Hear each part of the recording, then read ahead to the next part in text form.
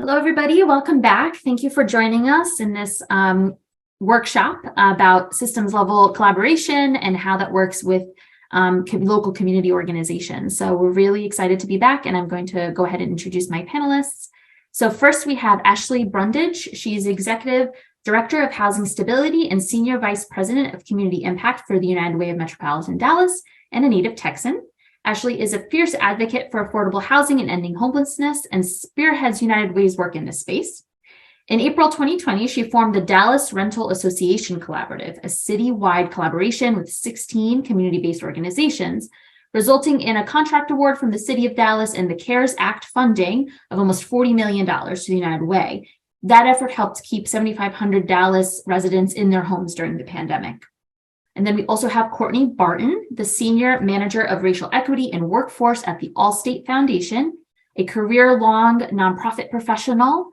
Prior to joining the Allstate Foundation, she served as Program Director for Arts and Culture and Racial Equity Initiatives at the Cleveland Foundation, where she also created the Cleveland Black Futures Fund. That fund distributed more than $3 million to approximately 100 Black-led nonprofits in Northeast Ohio, and the funding represented a response again after the events of 2020. So a lot for us to process today. I don't know if you both heard the main stage conversation, but I can't help but have that in the back of my mind as we lead into this conversation. And I'm sure we'll sort of maybe modify some of the ways I was going to approach some of these questions. But as we do every conversation and as the main stage started, I wanted to give you both time to also tell us about, how your personal journeys, how your upbringing, how your background all sort of led to where you are right now and the work that you do. So Courtenay, why don't we start with you? Thank you so much. I'm so excited to spend this afternoon with you all. It's afternoon here, at least on the East Coast. I am, as you mentioned, a career-long nonprofit professional, in large part because it just always seemed very important to me for me to have a very purpose-driven career. As an undergraduate, as Takima mentioned, she majored in African-American studies. I also studied English, African-American studies, and creative writing with a desire to work in arts organizations or manifesting creativity, especially in communities of color. And, you can look at me and tell, I'm a Black woman, I am a cisgendered Black woman. You can't look at me and tell many things. However, you can't tell that I come from a family with an immigrant background. You can't look at me and tell that I grew up in a home with undocumented immigrants in my home. But all of these things that you can see and all of these experiences that I carry as a Black woman have really informed my practice, first for many years as a nonprofit fundraiser, and now on the other side of the table as a grant maker.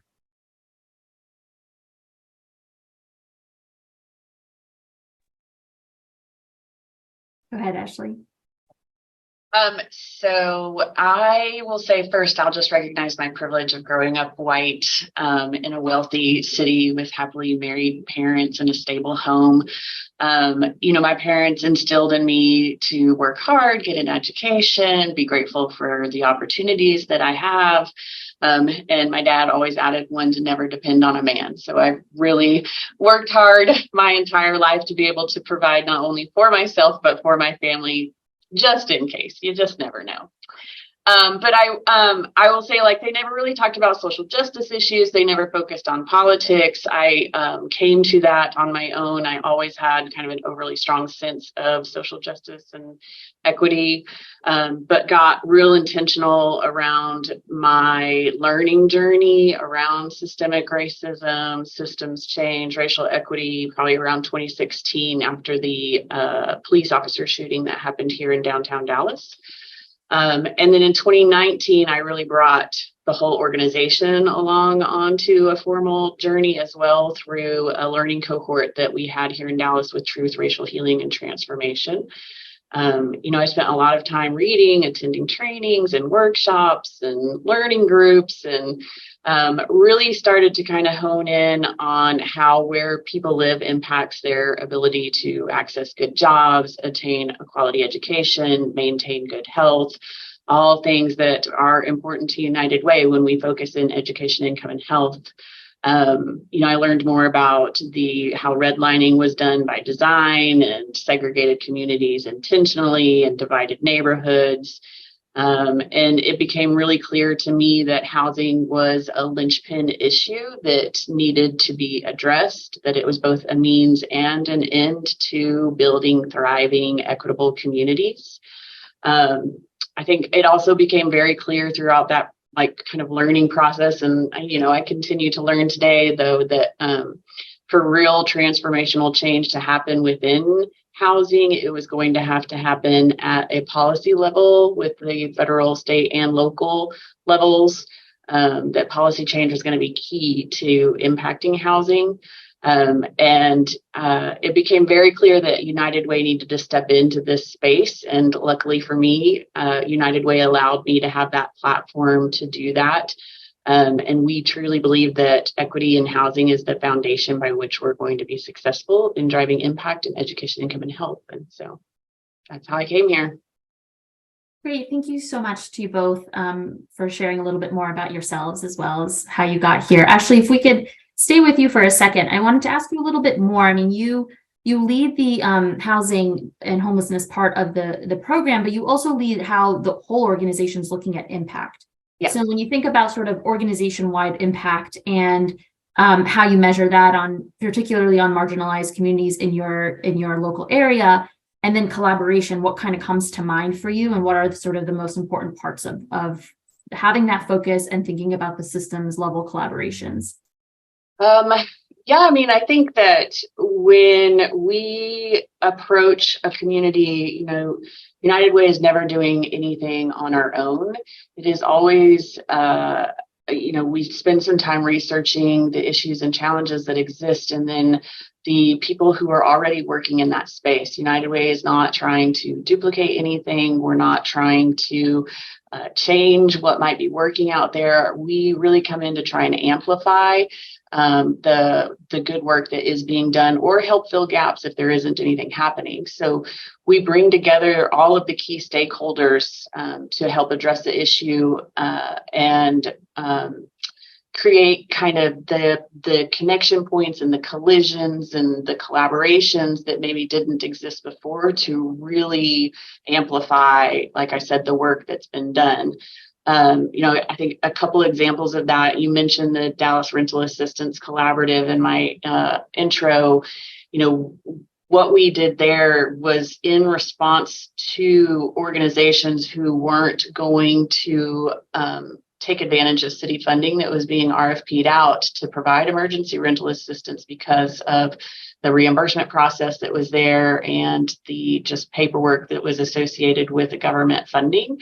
Is we came in as basically like the fiscal agent and convener of those groups. So we took on responsibility for the application and all the reporting that was required, but we also provided cash to those partner agencies, to those small nonprofits who weren't able to handle a reimbursement process that in order to get the rental assistance out into the hands of community quickly enough. So we were able to front the cash to these organizations so that they could better serve their communities that way. So United Way is really coming in to try and help fill gaps, but also help people learn and meet and work with one another. And I just think it's really important for us to collaborate and partner wherever we can.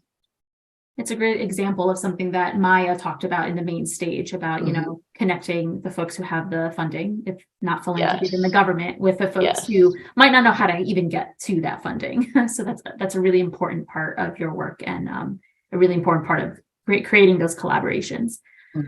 Courtenay, throughout your entire career, you've sort of been at the center of looking at outcomes specifically for people of color and women. Can you share some of that work, particularly at Allstate, that you've done to make sure that there is access to funding or resources within the communities that you serve? Yes. Kristina, I think you said it. The question is, how do we connect the people that need the resources to the systems to get the resources? And having worked for a number of years as a fundraiser, I learn the ropes. I mean, now you can go to school to, get a degree in how to be a fundraiser, right? There wasn't one when I first started. It was a matter of trial and error. How do I find the resources? How do I figure out who are funders in this area? Unfortunately, for the most part, foundations especially are kind of opaque. They're opaque systems. We don't know who to talk to. Sometimes they say, well, send us a proposal, but you don't necessarily know what to put in a proposal. And so the biggest takeaway is, how do we create systems that don't require communities that are marginalized to have to read our minds and figure out what it is that we need, that provide clear pathways. We're not able to fund every single thing, but what we can do is provide a clear pathway for how to access and what we are looking for. And if we can provide that information, it's almost remarkable how willing amazing organizations and great community leaders are to come in with work that is, begging to be funded, not because they're begging, but because the work is magical. I use the word magical a lot in my work. So I think a lot about the process in which foundations grant money. We recently released a request for proposals here at Allstate for organizations that are working in building inclusive economies, because as the Allstate Foundation, adopted a pillar of racial equity in 2020, really began to think about how we could journey and respond to the very clear needs in the streets of this country for equitable access to literally everything. Part of that includes resources. It's resource allocation. And although we see in the world of philanthropy, and as the title of this session really indicates, this idea of systems change, the system that philanthropy can change the easiest is philanthropy. It's not any other system, right? Like, we can change what it is that we do. During the main stage, Takima made an amazing point that I'm going to remember probably forever. Would we ask Rosa Parks for a proposal? Would we say, wow, you're doing great work, give us a proposal and we'll get back to you in 3 months? And the thing is, foundations, do you really have to ask for a proposal? Because you might not. I mean, it's a convention. But is it a law? There's precious little in the way of law that a foundation really has to do. What we have to do is get resources out. What we do to get resources out is a matter of convention. And that convention has largely been built around sort of assumptions around less marginalized actors. But we can change those assumptions in a way that doesn't compromise, our effect on issues, that actually widens our ability to be effective, because we are bringing in new communities and we build trust. First, we demonstrate that we trust communities to tell us and to lead and to know their needs better than we can, because we are not in those communities necessarily every single day. And then they trust us because we demonstrate that we understand our role in allocating resources, and that we can do so equitably. And that is truly the basis, I think, of changing systems. Demonstrating trust and building trust, meeting people where they are in the middle so that we can co-create equitable outcomes. That's the heart of the work that we are trying to do at the Allstate Foundation in my pillar, which is in building inclusive economies, and our other 2 pillars, which are on ending the cycle of relationship abuse and youth empowerment. And I want to get into that a little bit as well. But Ashley, back to you on the housing world. I mean, I think anybody in the audience who works in this space knows it is not a single sector issue. You literally probably work with every sector under the sun in order to deal with the housing issue in this country. Yeah. So in that space in particular, sort of what have you found to be successful in terms of building collaborations and really getting very different stakeholders with very different needs on the same page? Yeah. Real quick, I want to respond to what Courtenay said, that I just love what you're talking about with the changing philanthropy. United Way's gone through a significant change in our grant making, where we're doing trust-based philanthropy.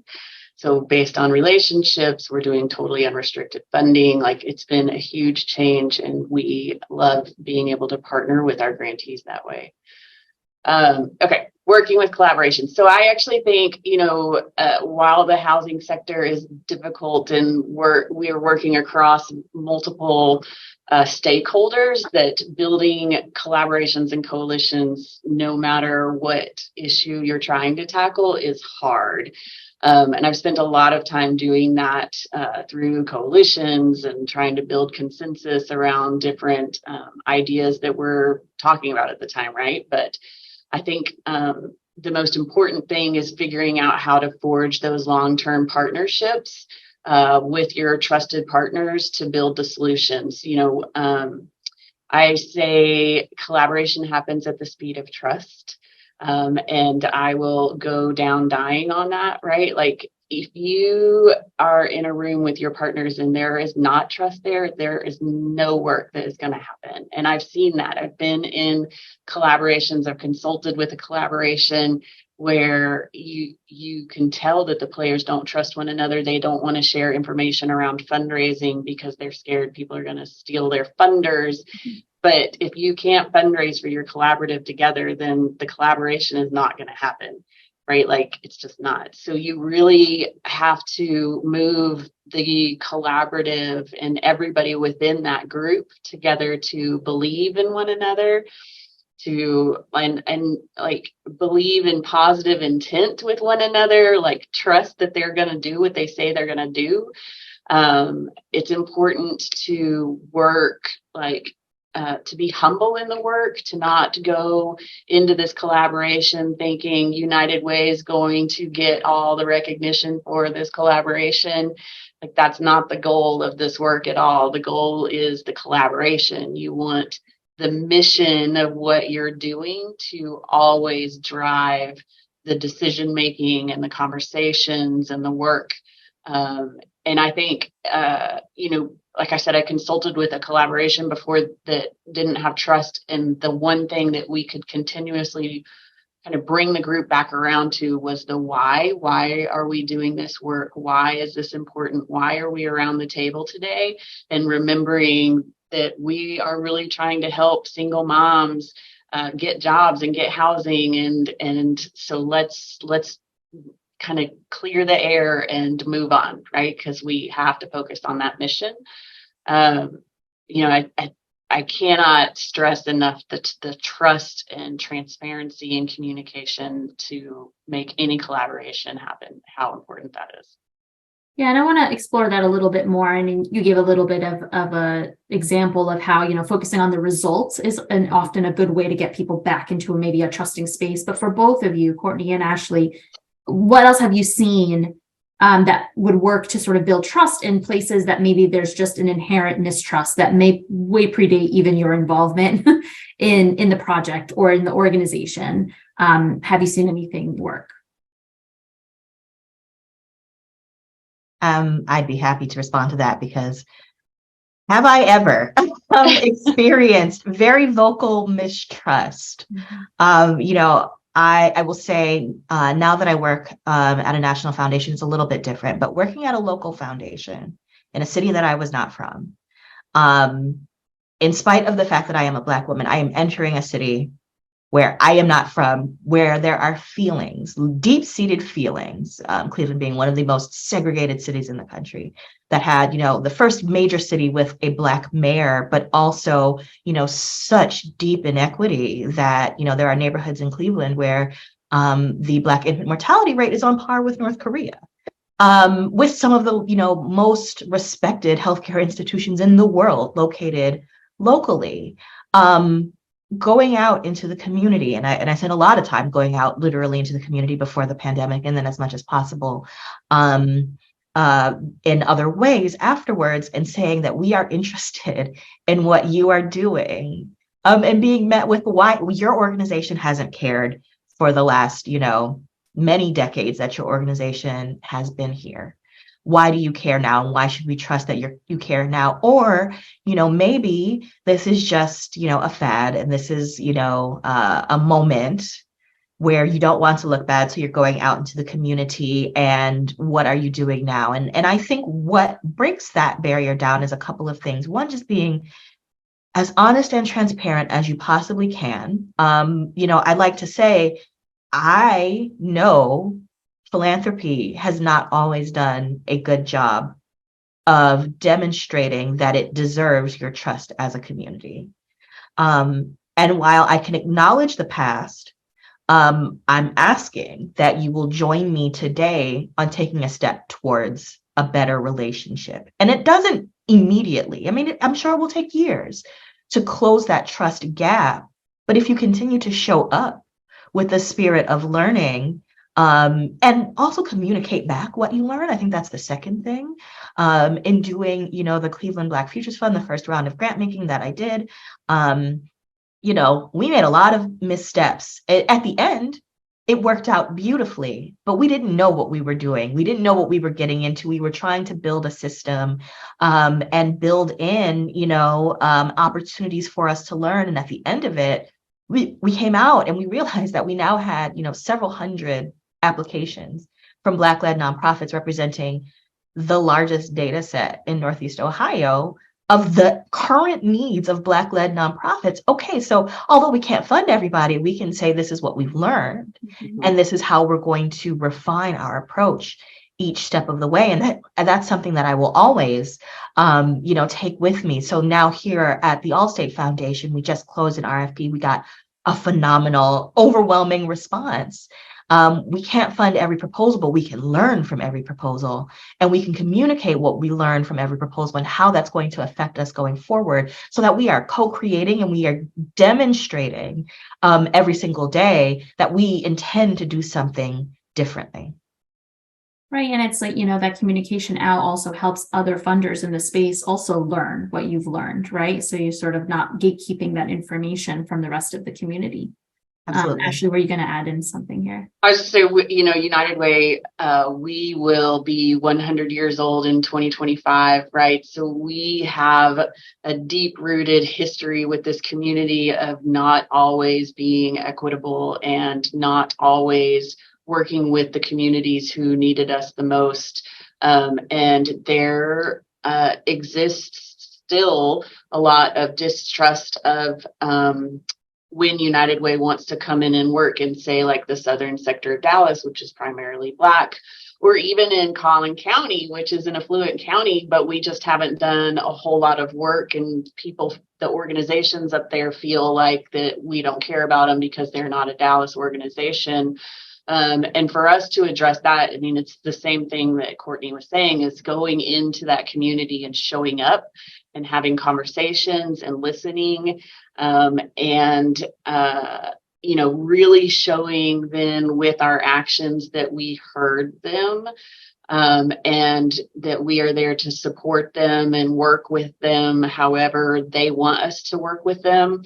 That's been what's been really important to us. So we have done a lot of partnering with those organizations, and most of them are smaller organizations that haven't been able to get funding from United Way, things like that, where we've worked with them to help them address like what might be preventing them from accessing those funds. But we've also worked internally to reduce all of the kind of gatekeeping that has been put in place historically that definitely predates me. And I've been here for 16 years, but like, we constantly are learning like, oh, that's just another thing that's preventing anybody from even trying to have a conversation with us. And so we're constantly changing our processes and showing the communities that we work in that we are listening to them and we are learning from them. And we, are trying to be good partners. And we've also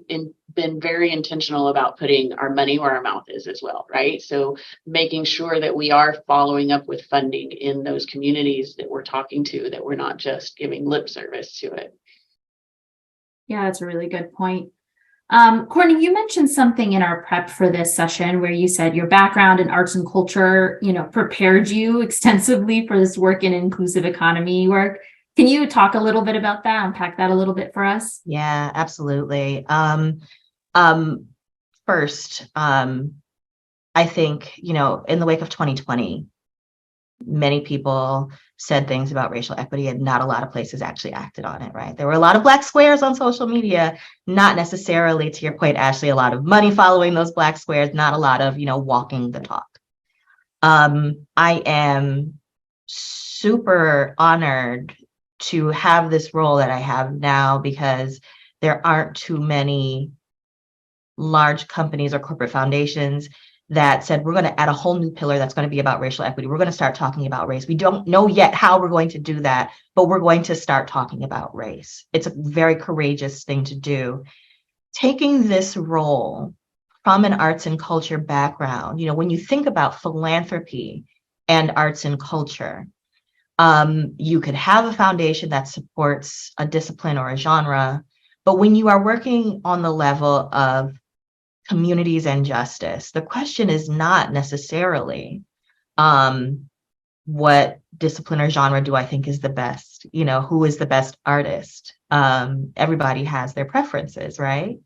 The question is who has access to resources, who can make a living, who can't make a living, who can get in the door, who can't get in the door, and then how can philanthropy change questions of access. So I think that the question of access, one, is something that cuts across every single issue area that we work on in the nonprofit and philanthropic sector, the question of access.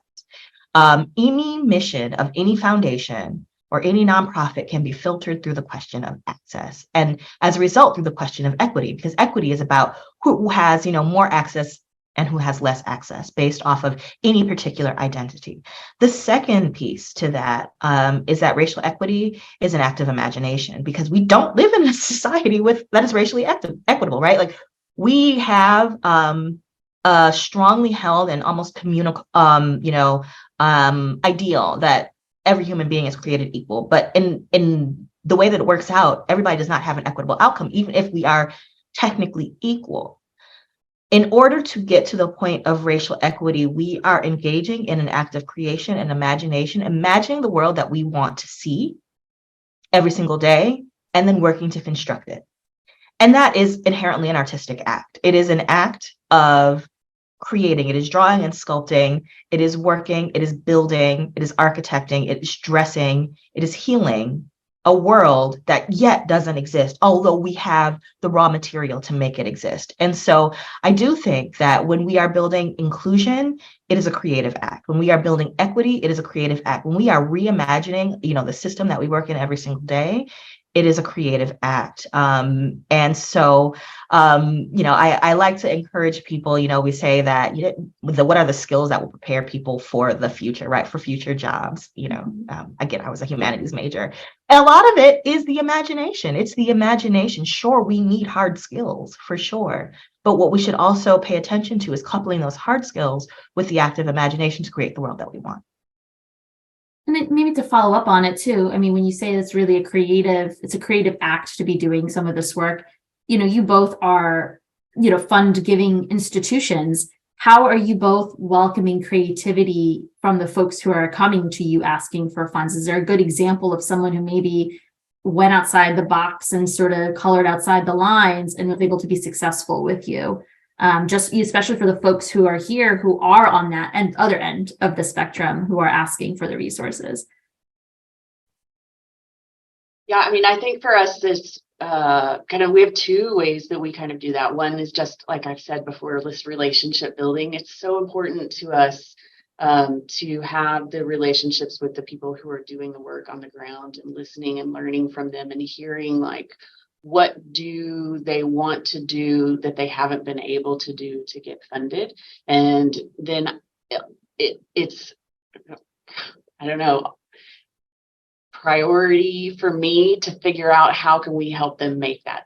How do I get them the funding that they need to make it happen? I met with a group, this has been years now, who had really wanted to test out a certain model of addressing chronic homelessness as a collaborative, and they just couldn't get the funding to do it. And so we worked to get them a grant application pulled together into the United Way process so that we could help them get funded, which it didn't get as much funding as they needed. And so then again, I took it upon myself to go to leadership and then to go to some external folks to help raise the additional funds that was needed. It just becomes like this imperative to help these folks make that project happen, because they are the ones who know best how to address the issue that is challenging their community.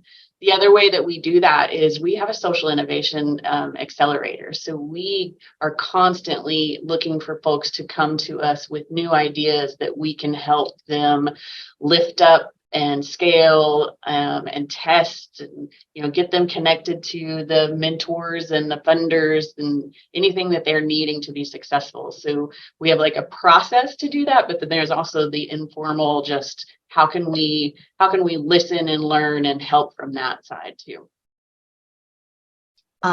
That's a great question. Ashley, I really appreciate that you brought up, the concept of innovation, right? Because that is what we talk about so often. But innovation is, again, that active imagination of creating something new. To some extent, I think almost every successful grant proposal, if it is evaluated on its own merit and not necessarily based off of, we've done these things this way because we've always done these things this way, is successful because it's helping the funder to see what the organization sees.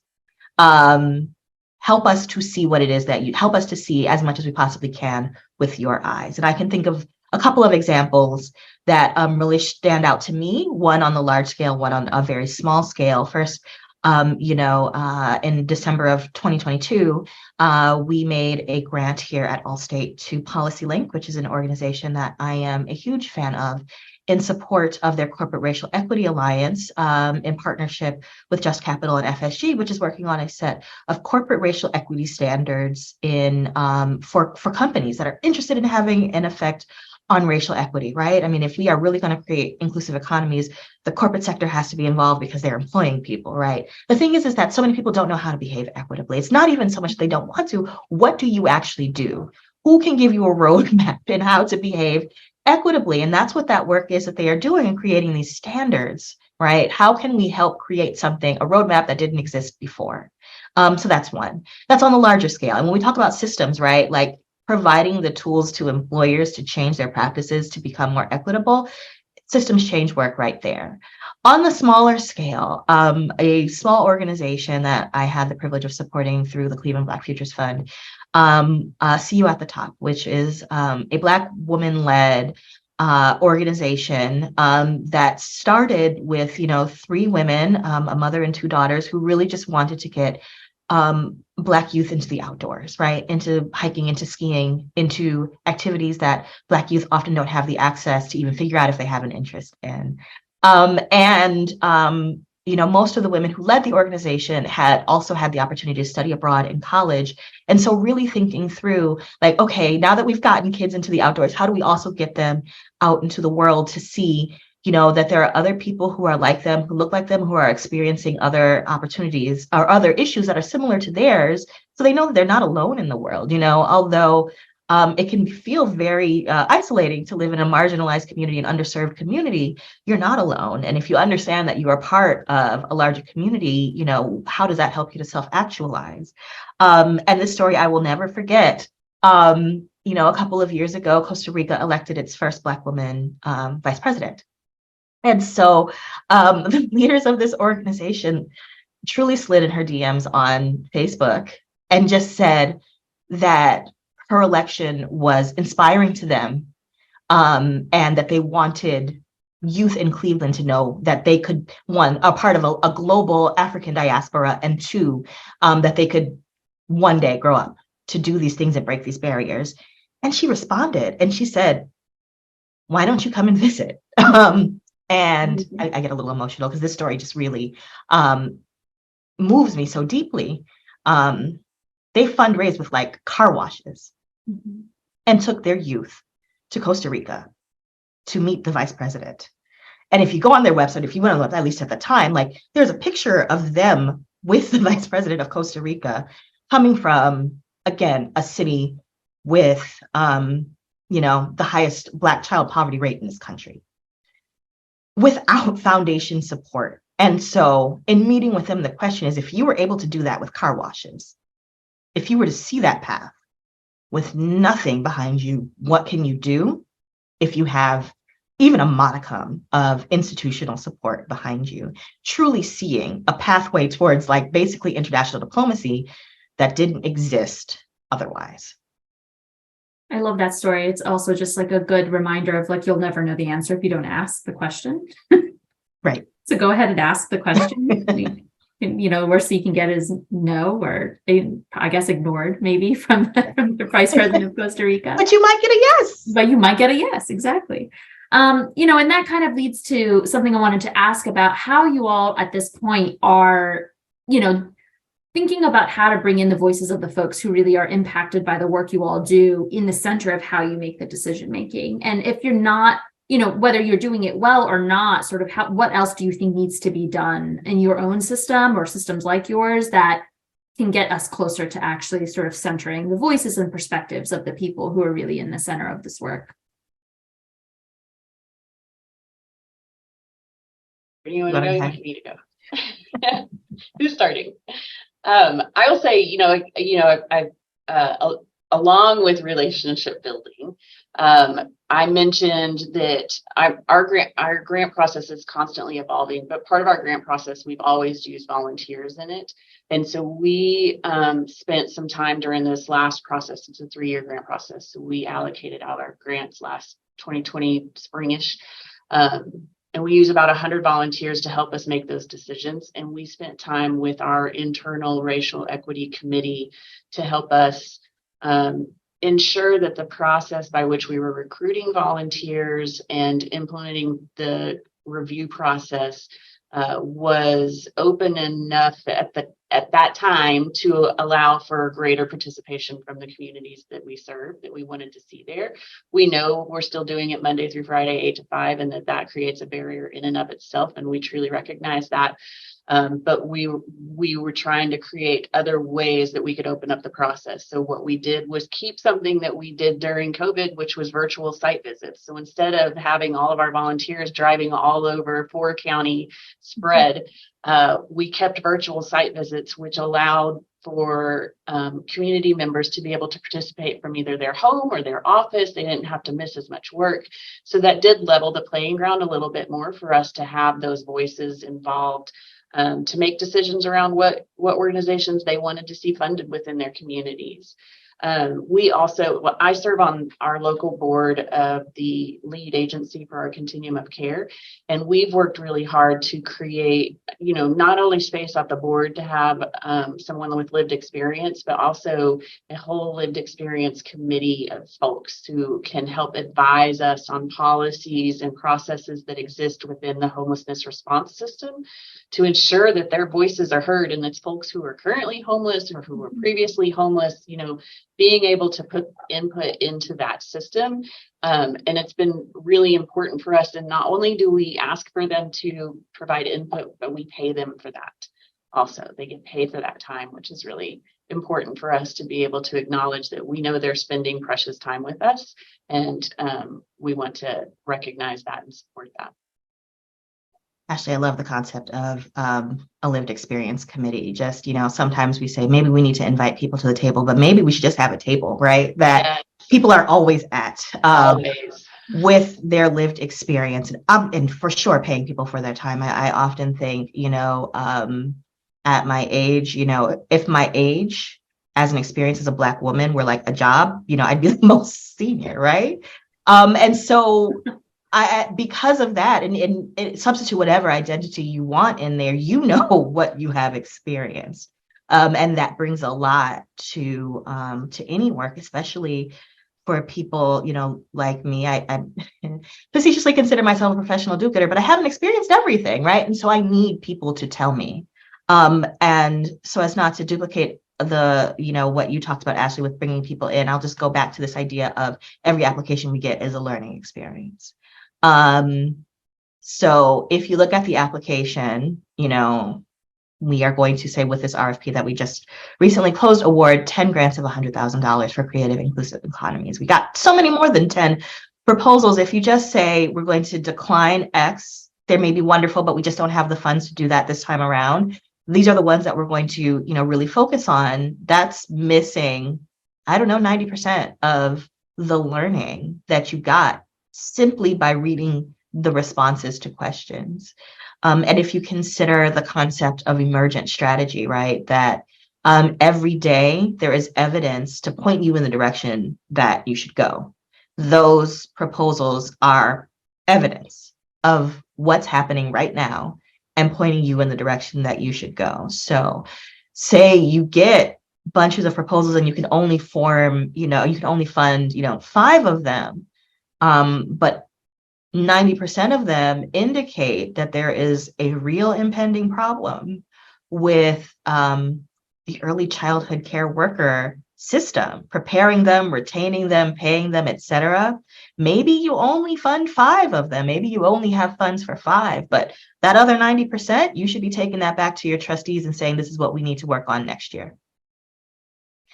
Because that's what the community is saying. This is what we're going to need more money for in the next few years. Really tactically, I think it is important for program staff who interface on a regular basis with nonprofit leaders and communities to consider themselves a bridge between the community and the trustees who make the decisions. Yes, I love that. I love that. And it's really important and powerful for you to say that, that you're learning as you're reading. You did not have that information before you read that grant proposal. So that's really powerful. And I think a lot of people could take something away from that, regardless of where they sit in terms of this whole, philanthropy system. Mm-hmm. And then to that, in thinking again about the system, I am curious what you all, like if you had a magic wand and you can change one thing about the way philanthropy currently works or the way, funders work and, say whatever you can say without getting yourselves in trouble. But what do you think are some of the biggest challenges and sort of barriers to you doing things better, doing more? And you can take that question honestly as general or as specific as you want it. I'll jump in there. Don't be afraid to get egg on your face. It's going to happen. And I think so often people don't act because they're afraid of doing the wrong thing. Accept that you're going to do the wrong thing at some point. The question is not if you're going to do the wrong thing. The question is how you're going to recover from doing the wrong thing. And if you build the resilience, the internal fortitude to say up front, we're going to try this, we're going to try to learn from it. And then the next step we are going to be informed by both our successes and our mistakes. That, to your point, Ashley, as you were talking about before, the trust, like the speed of trust, that's going to speed up the trust factor. Mm-hmm. I am presently in a doctoral program at Indiana University in philanthropic leadership. And one of the things that really sticks out to me in the sort of academic literature about the sector is that you either get, an article that is positive or an article that is negative about the work of the sector. In reality, it's somewhere in the middle, right? Like in reality, each, success also had its missteps and failures, and each failure also has, its moments of learning. And so if we go into the work with this idea that some of it's not going to work, some of it is going to work, but let's be upfront and say, occasionally you're going to need to apologize, but it's not the apologizing that makes us look lesser, perhaps in the community's eyes. It's the failure to apologize, right? That makes us look lesser. So let's go in there and be willing to say, oops, but let's do it better next time. I think I would flip it all on its head. I think that the way the sector has been set up, we can continue something that was set up by old rich white men who benefit from it. And until we can dismantle that and flip it on its head and let the people decide how the money should be invested to help their communities, I don't know that we will see this like transformational systems change that we need to see in our community. And I say that working for a 100-year-old organization, fully realized, doing my best to flip from the inside, and it's like United Way is a huge ship that I'm trying to turn, and we are we are doing that. Like I am seeing more and more every day this organization do great things and make great strides. And we do make our apologies. We have our missteps, and we are working real hard to make up for history. But as a sector, not everybody is doing that yet. Not everybody's doing the work yet to flip it. And until we all start doing that, we're only going to continue to perpetuate these systems that keep people in poverty. It might seem hard of a question to answer, but what's a baby step toward flipping it from the inside? Because you're probably, you're not the only one probably watching right now who's like, right. well, yeah, I'm trying to do that within my system too, but it's not working, or I've tried certain things and I've gotten backlash. So, anything to offer about what are some things you could be doing? I mean, I think when you can identify for me, the baby steps that I've seen us take is identifying some of the gatekeeping that we were doing and helping get rid of that. As an organization, I would say our racial equity journey started off as a few people within a department, and then it grew to a department, and then it grew to the organization. It was baby steps. And for a while there, it felt like the community impact department was doing all of the work around racial equity, but now we have the whole organization moving forward with us, including our board. And it's taken almost 10 years to get to that point. So baby steps, but it's been it's a different place than it was 10 years ago. And we're doing different things, and we're able to implement totally unrestricted grants without much challenge from our board, right? Like, that's not the part that got to them. The part that bothered them was that we also reduced the need for audits, but we still were able to get it passed. So that way we can let organizations with smaller budgets apply, right? You don't have to have an audit to apply anymore. That was huge. So just like kind of picking apart the little things that you identify that are keeping people out and eliminating those things, those are your baby steps. And if I could jump in with that, Yes, I fully agree. It is 100% those like baby steps that reduce the gatekeeping. One real tactical way that I've learned through trial and error, look at your application, and if it says submit a narrative, just change it to format it to ask direct questions, right? Yes. Who's doing the work? What is the work? Where are you located? Things of that nature, because I can't tell you how many organizations I have spoken to that have tremendous work. And if you sit down and you ask them those questions directly, they can answer them. But if you give them a blank page and expect them to already know what to put into a proposal, it goes out the window because they've never written a proposal before. And so if you just flip that act of asking a nonprofit to read your mind and say, put a narrative together, and so just ask the direct questions that you would ask them if you were just talking to them in order to get a sense into the proposal format. If you have an online proposal format, rather than one blank box, give them, the 5 W's and the H as their boxes. I was an English major, so I go to the 5 W's and the H all the time. But just ask them who, what, where, when, why, and how, and see what you get back. Because the blank box favors a professional grant writer, not necessarily somebody who has the idea. And I'm not saying that the organization with a professional grant writer doesn't have the idea, because I was a professional grant writer. But there are lots of organizations with the innovative idea who are not yet at the stage where they can hire the grant writer. But maybe that's where they need you to come in. And you can come in if you just ask them direct questions. I love that advice. And I think it sort of brings a practicality to the advice that I really appreciate. And it made me think of sort of another tangential point of, there've been a lot of discussions about building relationships with folks.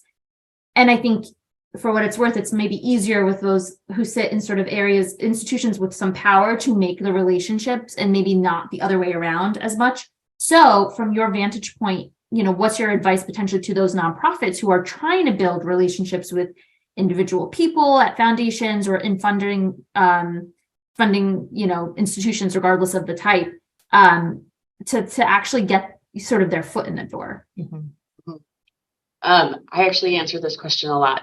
it is to use your network, right? Mhm. You know somebody who knows somebody who can Mhm. make the introduction for you, and you ask for that introduction. Or just cold email these guys. These funders, these grant makers are not impervious to receiving at least your email or your phone call. They might not return it, but it does not hurt for you to at least try to email and call.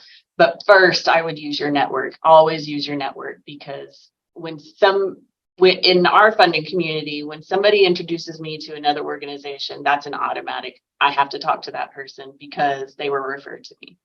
So the more you can use your network to make those connections for you as an organization, a nonprofit, the better.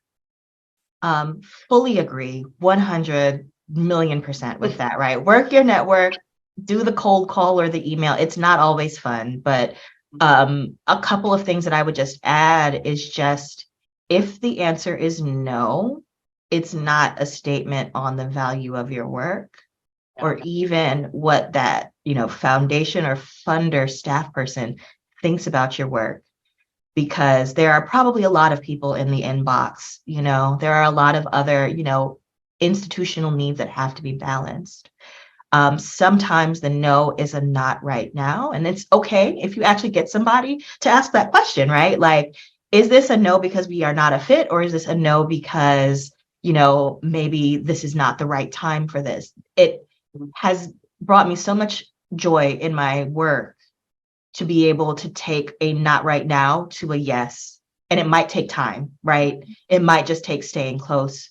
And if you have been locked out of systems for a long time, that no might feel like, just more evidence of the system, closing its doors to you. And sometimes it is, but sometimes it's not, right? Sometimes you have an advocate. And so you can ask for more information in order to help you make that determination. I would definitely agree that, if you have a funder, ask them, who they should, who they could introduce you to or who you should be talking to. It is a small world, and we do have to, really manage our time well, because the needs that we want to serve are great. But if somebody calls me, from a funder to say, could I, set up a time for so-and-so to talk to you, even if I can't fund them right now, I'm going to take the time to talk to them and see if I can be helpful in any other way. Yeah. So each of you, as individuals are dealing with, what's happening within your system, what's happening within your communities, and then also what's happening sort of on the larger scale. And we talked about this again at the main stage, sort of, it's an particularly exhausting time to be a person in the world and to sort of do the work that we all do in this sector. What gives you hope that we're all headed in the right direction, and we can get on the other side of some of this, and that a racially just nation where people are thriving and healthy is possible? Conversations like this. Conversations like this give me hope. If we cannot make a change, we can't have a conversation, right? If we can have a conversation, we can make a change. At least within the system, right? Without overthrowing a system, right? Which is, I'm saying that if a system is willing to sit down and make the space to say, what could we be doing? That there are people in this room, this virtual room today, who are like, how can we figure this out? What can we be doing? Means that each day we are moving closer again to this active creation of a more equitable world. Yeah, I would say the same thing. I mean, it's conversations like this that weren't happening a few years ago, right? Like being in these conversations, seeing these conversations, hearing people, leaders in the community saying things that they weren't saying before around racial equity and being anti-racist, and systems change. Like there's some real change that has been happening over the past few years that you are hearing and seeing and watching. And if you can keep an eye on the good that's happening, hopefully that helps diminish the bad and the divisiveness that occurs regularly these days. And if I can just call back to the main stage, I mean, Maya said it, right? Like, slavery was abolished. We can say that perhaps, the criminal justice system continues, but slavery was abolished. Women have the right to vote, right? Like all of these things have happened, and they were co-created in worlds that were incredibly inhospitable to the idea. So yeah, they seemed impossible at one point too, right? Mm-hmm. Yeah. And so one last thing then, for anybody who's listening, one piece of advice, you walked into this space thinking about collaboration among, institutions and community and how to best do that and how to affect systems change. One piece of advice you want to sort of give folks? Make room for joy, because you cannot continue a fight if you are tired and angry all the time. Anger is great fuel sometimes, but you can't live off of it. So. And I think, self-care, I think people talk about this work-life balance that doesn't exist, that you need to recognize that it ebbs and flows, right? Like there's going to be times where you're going to put all your attention and effort into your work, and there's going to be times where you need to step back and you need to take care of yourself and your family. And that is going to change as your family makeup changes. When you have younger kids, older kids, it changes as your priorities change. But you need to recognize that, especially women need to recognize that this like balance is some crazy ideal that's not there. Like you just need to identify when you need to step back and take care of yourself, or when it's going to be a stressful week and you're just going to have to get through it. Like, I think there are some things that you can do daily to help with that. I exercise regularly. I like to go to concerts and hike and, spend time at the lake with my family. Like there are things that you need to incorporate to make sure you're taking care of yourself on a regular basis, but do not try and pretend that there is this magical balance, because there's not. I love that. Thank you so much. Thank you both.